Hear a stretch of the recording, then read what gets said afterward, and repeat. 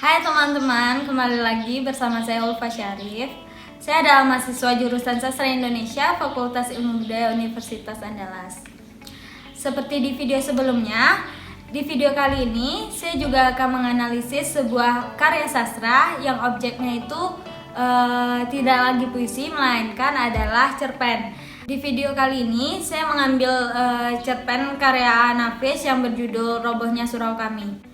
Jadi, cerpen ini adalah sebuah tugas dari mata kuliah saya, yaitu mata kuliah stilistika. Nah, buat teman-teman yang belum tahu apa itu stilistika, bisa dilihat di video saya sebelumnya.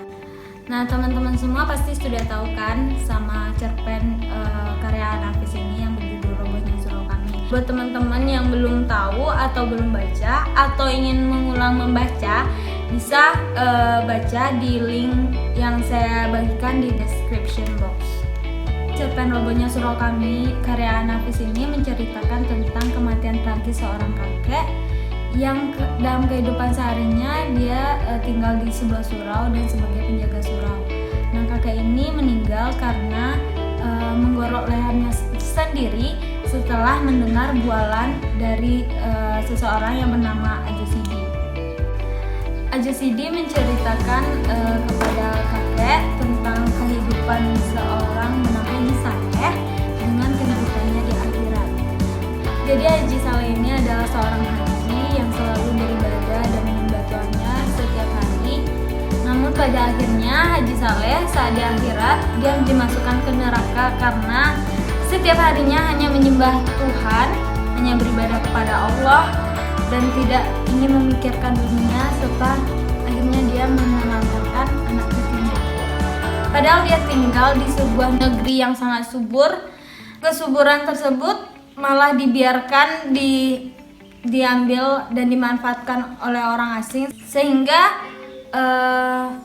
mereka antar sesama bertengkar dan berpecah belah. Itulah yang menyebabkannya dimasukkan ke neraka karena keegoisan dan hanya mementingkan dirinya sendiri. Di dalam cerpen Robohnya Surau Kami karya Nafis ini, saya akan menganalisis majas yang terdapat dalam cerpen tersebut. Majas itu bagian dari gaya bahasa. Gaya bahasa adalah cara pengarang memilih, menata dan menempatkan kata dalam susunan kalimat sehingga memiliki pengaruh dan efek tertentu bagi pembaca. Dalam bukunya yang berjudul Diksi dan Gaya Bahasa, Keraf mengatakan bahwa gaya bahasa secara khas memperlihatkan jiwa dan perasaan serta kepribadian pengarang. Dalam cerpen Robohnya Surau Kami, pilihan kata yang digunakan oleh Nafis adalah kata-kata yang biasa digunakan dalam bidang keagamaan seperti garin, Allah Subhanahu wa Ta'ala, Masya Allah, Astagfirullah, Fitrah Idul Fitri, surau dan sebagainya. Selain itu, Nafis juga menggunakan simbol yaitu surau. Surau di sini sebagai simbol keyakinan dan kesucian. Nafis ingin mengingatkan kepada pembaca bahwa kesucian hati dan keyakinan terhadap Tuhan serta agamanya telah roboh. Majas yang terdapat dalam cerpen Robohnya Surau Kami.